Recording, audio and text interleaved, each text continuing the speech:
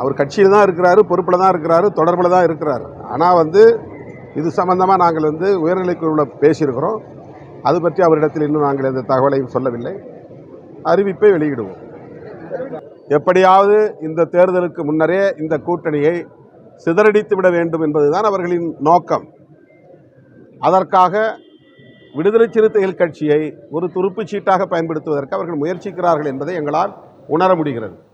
அதற்கு நாங்கள் ஒருபோது சென்னை உயர்நீதிமன்றத்தின் அடுத்த உத்தரவு வரும் வரை ஆம்னி பேருந்துகள் கோயம்பேட்டில் இருந்து தமிழகத்தின் தென் பகுதிகளுக்கு இயக்கப்படும் என அனைத்து ஆம்னி பேருந்து உரிமையாளர்கள் சங்கம் அறிவித்துள்ளது.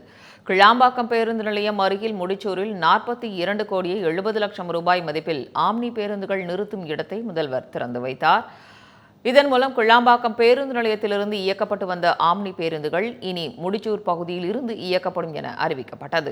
இந்நிலையில் இது தொடர்பாக அந்த அமைப்பின் தலைவர் அன்பழகன் வெளியிட்டுள்ள அறிக்கையில், தென் பகுதிகளுக்கு சென்னை உயர்நீதிமன்றம் அனுமதி அளித்துள்ளதன்படி பேருந்துகள் இயக்கப்பட்டு வருவதாகவும், சென்னை உயர்நீதிமன்றத்தில் அடுத்த உத்தரவு வரும் வரை ஆம்னி பேருந்துகள் கோயம்பேடு மற்றும் போரூர் டோல்கேட்டிலிருந்து தமிழகத்தின் தென் பகுதிகளுக்கு இயக்கப்படும் எனவும் தெரிவிக்கப்பட்டுள்ளது.